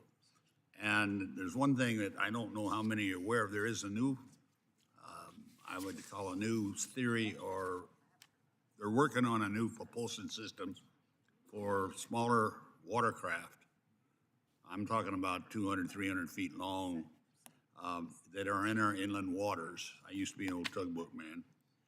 That can be recharged by using the flywheel concept. And if you don't know what that is, look it up. It's not new, but it is electrically charged. There is no carbon emissions from the vessels themselves, and it's for mostly inland riverway tours. And it's just something I want you to keep aware of. And I respect the gentleman offering an amendment, but again, this is my 20th Coast Guard reauthorization bill, and we just want to get our Coast Guard working, so I oppose the amendment as offered. Thank you, gentlemen, reclaiming my time. With that, yes, I would yield back the balance of my time. Mr. Graves? Mr. Chairman, I actually have similar concerns to Mr. Perry here in regard to going down these paths that don't make sense. I think we've seen nationally what happens when we pursue energy and climate policies that haven't been thought out. I think that the limited options that the president has available to him to block Russian oil right now is unfortunate, and it's because of the lack of a cohesive, comprehensive strategy. We haven't produced minerals here in the United States, rare earths and critical minerals, so we can't pursue a domestic renewable energy strategy without dependence upon Russia, China, and others. Similarly, we can't back out of Russian oil without incredible pain in the United States because we haven't properly produced here. So I'm very sensitive to the concerns Mr. Perry has and think he makes a good point. I do want to make note, though, Mr. Chairman, that I also think that there may be some unintended consequences of the amendment, and that, as the Dean of the House, Mr. Young, just noted, there are some technologies also related to thrusters, bow thrusters and others that are electric propulsion that many vessels are pursuing, and technology there is rapidly advancing, and that's a safety issue. And so I know that nobody here has any desire for unintended consequences, but I do want to, again, commend my friend from Pennsylvania. I think that he's exactly right, that we can't pursue some of these technologies without a cohesive, rational strategy. Otherwise, we're going to continue to find ourselves in these quandaries that we're in right now in energy policy. Yield back. Do other members wish to be recognized? Hearing none, are there amendments to the amendment? Hearing none, the question will be on the amendment as offered by Mr. Perry, number 530. Those in favor signify by saying Agreed. So those what? Hello? Those in favor signify by saying aye. Aye. Aye. Those opposed signify by saying nay. Nay. No. Opinion chair, the noes have it. Noes have it. The amendment is not agreed to. The clerk will designate the next amendment. Amendment 183, offered by Mr. Graves of Louisiana. Without objection, the amendment is considered as read. The gentleman is recognized for 5 minutes in favor of his amendment.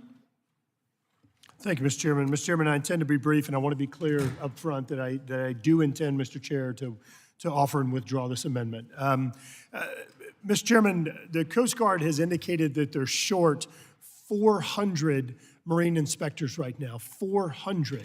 And what's happening as a result of that lack of staffing is that the inspections that are required for vessels are being delayed. And so you have vessels that have been unable to work, that have been unable to go into the workforce because they don't have an inspection because of the shortage of workers. In port state control exams, the Coast Guard during COVID has began utilizing this risk-based approach to where they look at the risk associated with a vessel to determine the frequency of inspection. As a matter of fact, Mr. Chairman, the Government Accountability Office recently, just recently released a report earlier this year on the assessment of a risk-based approach for conducting exams on vessels. And Mr. Chairman, that's sort of what our amendment is based on. Currently, a vessel received an inspection resulting in a certificate for compliance, which is valid for 24 months, 2 years. However, despite the fact that the validity of that certificate for compliance is the COC is available is valid for 2 years. They do an annual inspection, and there's, as I mentioned, not appropriate staff to actually conduct these. So what the amendment does is the amendment simply aligns the certificate of compliance with the annual inspection in those cases when there's a low risk based on the assessment of the Government Accountability Office. So, Mr. Chairman, I want to bring attention to this issue. I understand that most folks have not had the opportunity to read this recently reported Government Accountability Office report. So with that, Mr. Chairman, I did just want to bring attention to this issue, ask Mr. Chair if we could have a commitment from you and others to continue to work together as this bill advances. And with that, the knowledge that you're going to commit to me, Mr. Chair, I'm going to go ahead and ask unanimous consent that amendment number 183 be withdrawn. Without objection, the amendment's withdrawn. I would recognize myself out of order to speak briefly. You know, I share the gentleman's concern. It's very disturbing that the Coast Guard is short so many marine inspectors, and we need to look at both why that is in terms of staffing, training, budgetary issues, and also look potentially at alternatives, as the gentleman has pointed to, and be happy to continue to work with him on this. So now the clerk will designate the next amendment. Amendment 532, offered by Mr. Perry. Without objection, the amendment is considered as read. Mr. Perry is recognized for 5 minutes to speak in favor of his amendment.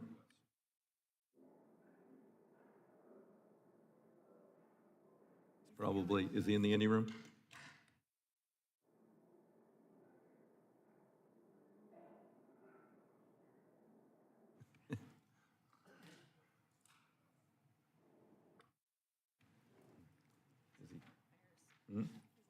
Oh. Go to another committee. Okay, with that, are there other amendments? Hearing none, we will then proceed to votes on the amendments that have been where votes have been requested. First one is the amendment offered by Mr. Perry, number 531, on which the noes prevailed. Is a recorded vote still requested? Hearing none, then the amendment has failed. Now we'll move to the next recorded vote. The question is on agreeing to the amendment offered by Mr. Graves, numbered 184, on which the ayes prevailed. Is a recorded vote still requested? Yes. Okay, then the clerk will call the roll. Oh, can you hold on 1 second? You give me 1 second, I need to vote here. What? What? I couldn't, what?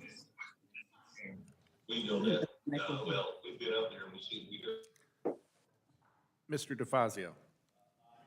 Mr. DeFazio votes aye. Mr. Graves of Missouri.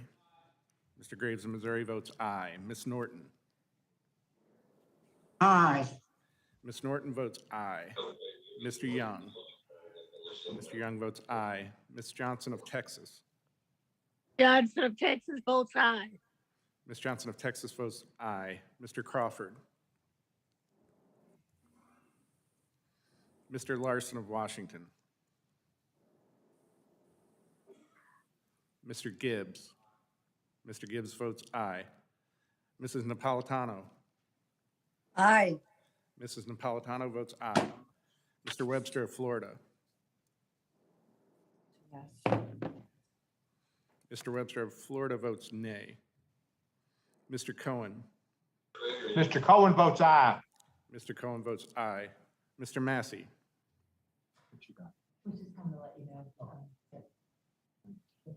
I'm back with you. Could the gentleman repeat? Was that Mr. Massey? No? Okay, clerk, proceed. Mr. Cirrus? Mr. Series votes aye. Mr. Cirrus votes aye. Mr. Perry? Mr. Garamendi? Mr. Rodney Davis of Illinois? Mr. Johnson of Georgia?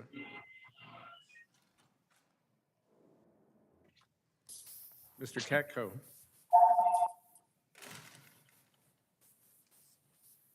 Mr. Carson? Aye. Mr. Carson votes aye. Mr. Babin? Babin votes aye. Mr. Babin votes aye. Ms. Titus? Titus, got to get the, Titus votes aye. Ms. Titus votes aye. Mr. Graves of Louisiana? Mr. Graves of Louisiana votes aye. Mr. Maloney of New York?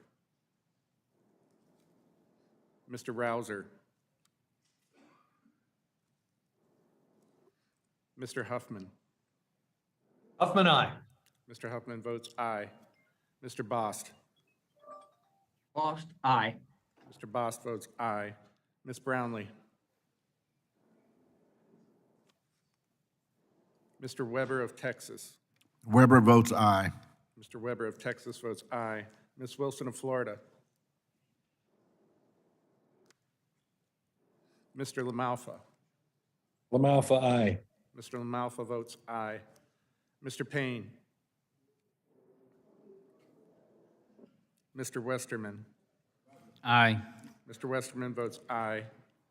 Mr. Lowenthal? Payne votes aye. Mr. Payne? Lowenthal votes aye. Lowenthal votes aye. Mr. Payne votes aye, as well as Mr. Lowenthal votes aye. Mr. Mast? Mr. DeSaulnier? Mr. Gallagher? Mr. Lynch? Mr. Lynch votes aye. Mr. Lynch votes aye. Mr. Fitzpatrick? Fitzpatrick votes aye. Mr. Fitzpatrick votes aye. Mr. Carbajal? Mr. Carbajal votes aye. Mr. Carbajal votes aye. Ms. Gonzalez Colon? Aye. Ms. Gonzalez Colon votes aye. Mr. Brown of Maryland? Mr. Balderson? Mr. Balderson votes aye. Mr. Balderson votes aye. Mr. Malinowski? Mr. Malinowski votes aye. Mr. Stauber? Mr. Stanton? Stanton votes aye. Mr. Stanton votes aye. Mr. Burchett? Mr. Allred? Mr. Allred votes aye. Mr. Johnson of South Dakota? Ms. Davids of Kansas? Davids votes aye. Ms. Davids of Kansas votes aye. Mr. Van Drew?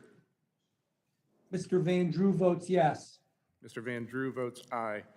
Mr. Garcia of Illinois? Garcia votes aye. Mr. Garcia of Illinois votes aye. Mr. Guest? Guest votes aye. Mr. Guest votes aye. Mr. Delgado? Delgado votes aye. Mr. Delgado votes aye. Mr. Nels. Mr. Pappas. Pappas votes aye. Mr. Pappas votes aye. Ms. Mace. Mr. Lamb. Lamb votes yes. Mr. Lamb votes aye. Ms. Maliatakis. Aye. Ms. Maliatakis votes aye. Mr. Moulton. Moulton, aye. Mr. Moulton votes aye. Ms. Van Dyne. Ms. Van Dyne votes aye. Mr. Auchincloss. Mr. Auchincloss votes no. Mr. Jimenez. Ms. Bordeaux. Bordeaux votes aye. Ms. Bordeaux votes aye. Ms. Steele. Steele votes aye. Mrs. Steele votes aye. Mr. Kahele. Mr. Kahele votes aye. Mr. Kahele votes aye. Ms. Strickland. Strickland votes aye. Ms. Strickland votes aye. Miss Williams of Georgia. Williams of Georgia votes aye. Miss Williams of Georgia votes aye. Miss Newman. Newman votes aye. Miss Newman votes aye. Mr. Carter of Louisiana. Carter votes aye. Mr. Carter of Louisiana votes aye. Mr. Crawford. Crawford, yes. Mr. Crawford votes aye. Mr. Larson of Washington. Mr. Massey. Massey votes no. Mr. Clerk, Yes.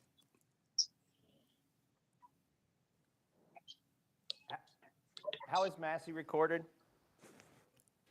Mr. Massey has not been recorded. Massey votes no. Mr. Massey votes no. Mr. Clerk. How is Davis from Illinois recorded? Mr. Davis of Illinois is not recorded. Mr. Davis, Illinois votes aye. Mr. Davis of Illinois votes aye. How is Congressman Mace reported? Ms. Mace is not recorded. Mace is aye. Ms. Mace votes aye. Ms. Brownlee votes aye. And Ms. Wilson votes aye. Mr. Chairman, I apologize. Burchett votes aye. I was distracted. Mr. Graves is being very rude to me, talking to me while I was trying to concentrate. He does that. But he has his lovely daughter with him today, Okay, so right. we excuse him. How is Stauber recorded? Could you repeat, please? How is Stauber? I will, Kathy. Okay, the Wills? clerk will read the names of those who have not yet voted. Mr. Larson of Washington. Mr. Perry. Mr. Garamendi. Mr. Garamendi votes aye. Oh. Mr. Johnson of Georgia. Johnson of Georgia votes aye. Mr. Johnson of Georgia votes aye. Mr. Katko. Mr. Maloney of New York. Mr. Maloney votes aye. Mr. Maloney of New York votes aye. Mr. Rouser. Aye. Mr. Rouser votes aye. Ms. Brownlee votes aye. Ms. Wilson of Florida votes aye. Mr. Mast. Mr. DeSallier. Aye. Mr. DeSallier votes aye. Mr. Gallagher. Mr. Brown of Maryland. Mr. Stauber. Stauber votes aye. Mr. Stauber votes aye.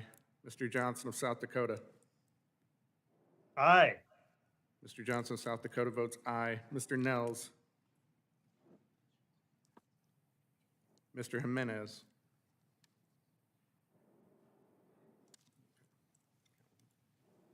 How's Mr. Webster recorded?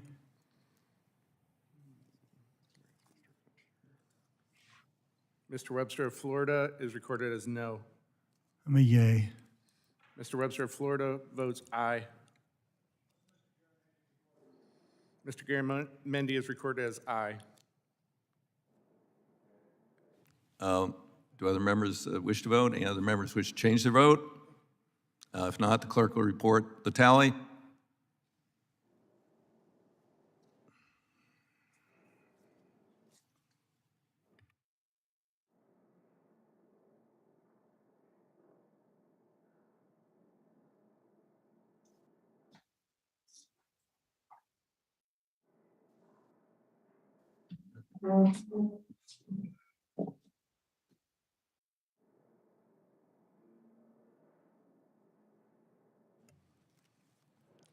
On that vote, there were 58 ayes and 2 noes.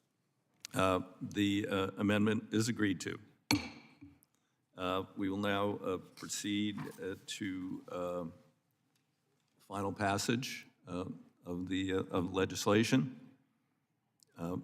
Those in favor of the bill as amended will signify by saying aye.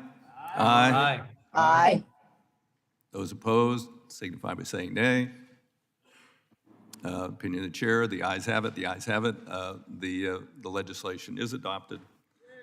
And the question, it will now be reported favorably to the House.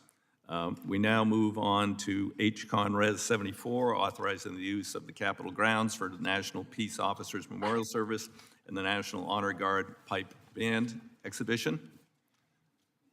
The clerk will report the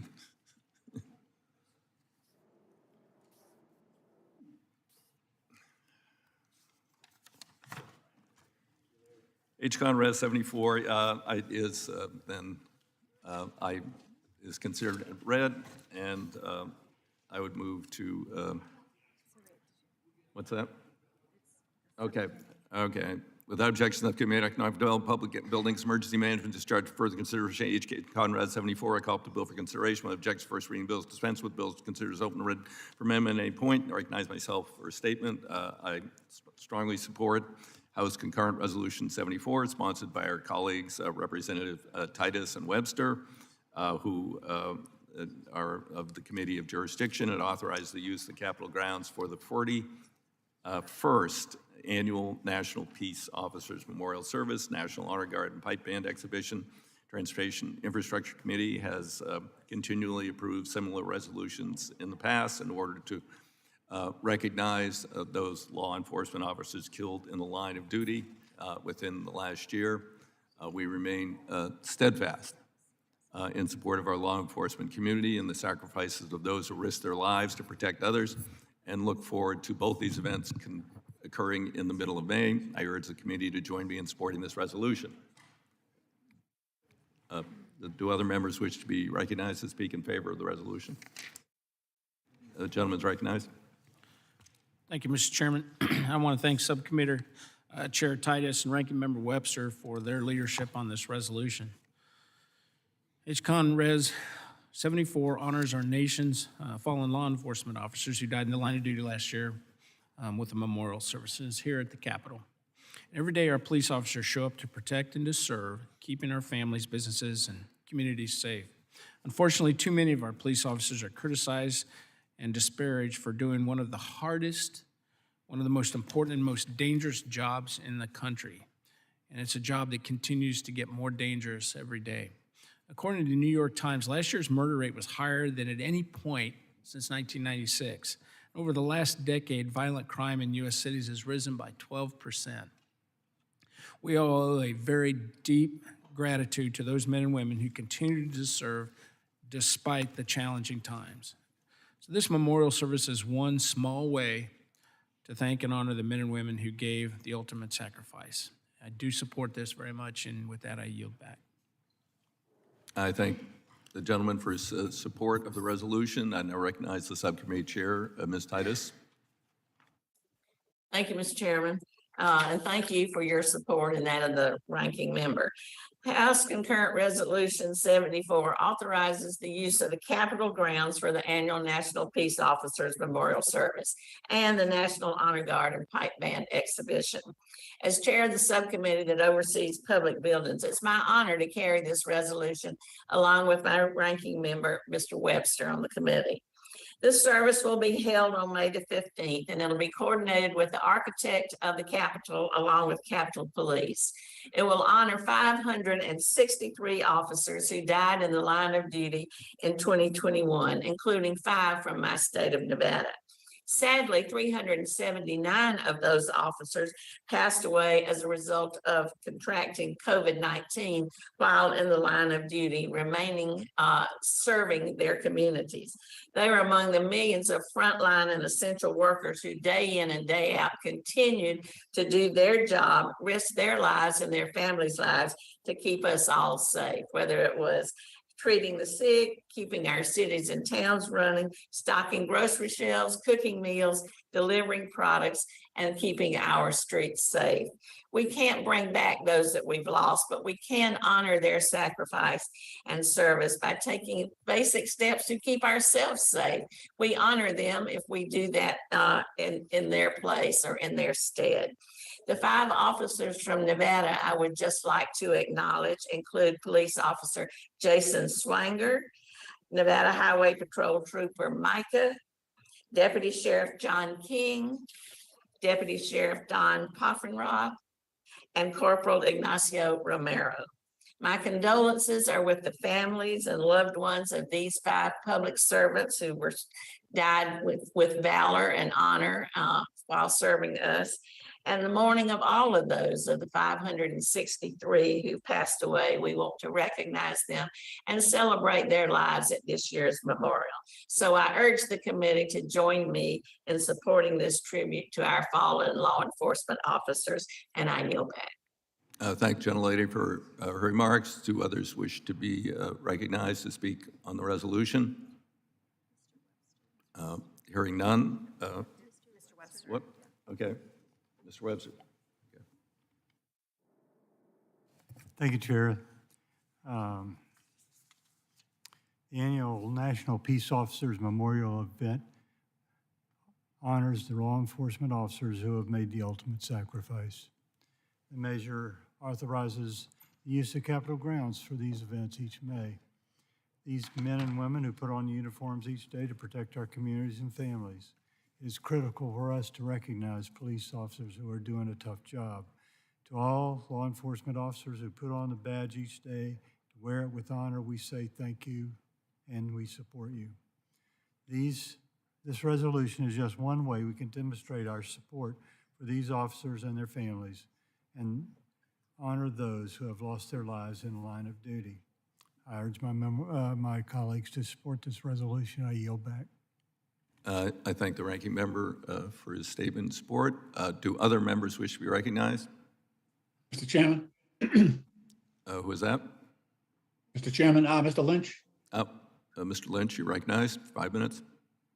Thank you, Mr. Chairman. I just want to thank Ms. Titus and Mr. Webster for sponsoring this. This is my family. We lost my nephew a couple of years ago. He died in a shootout with a fugitive from justice in Provo, Utah. And I have to say that this Peace Officers Memorial and this event was a salve to their heart. It really, it brought a lot of other families that had experienced similar tragedies together. And I'm just so thankful that we are setting aside the time to recognize them for their courageous service. Joe Shinners, my nephew-in-law, he left a beautiful wife and a new baby, and it just broke our hearts. And this means a lot to these families who have suffered that tremendous loss. So I just want to thank the sponsors of this resolution and all those that I'm sure will support this event. And I yield back. Thank you. I thank the gentleman. Others wish to be recognized? Okay, hearing none, then the question is on the adoption and favorable reporting of H-Con Res 74 to the House of Representatives. All those in favor signify by saying aye. Aye. Aye. Aye. All those opposed signify by saying nay. The ayes have it. The bill is approved and reported favorably to the House. Now, I ask unanimous consent that each bill ordered reported today will be reported as a single amendment in the nature of a substitute incorporating any amendments adopted without objection. So ordered. I ask unanimous consent staff be authorized to make all necessary technical clarifying conforming changes to each of the bills ordered reported today to reflect the actions of the committee without objection. So ordered pursuant to House Rule 22, Clause 1. I ask unanimous consent the chair or his designee to be authorized to offer such motions as may be necessary in the House to go to conference with the Senate on the legislation adopted today or a similar measure without objection. So ordered. I ask unanimous consent that the chair, after consultation with the ranking member, has authority to strike, revise any provision of the bills ordered reported today that would cause a sequential referral to another committee or that would cause the bills or concurrent resolutions to be subject to the stupid budget rule, PAYGO, Rule 21. Without objection, so ordered. Pursuant to House Rule 11, Clause 2L, members have at least 2 calendar days in which to file any supplemental, minority, additional dissenting views, legislation adopted today. Pursuant to Rule 6, the Rules Committee and Transportation Infrastructure Chair notes the presence of quorum for actions taken on all committee business today. With that, the Committee on Transportation Infrastructure has completed its business, and the committee is adjourned.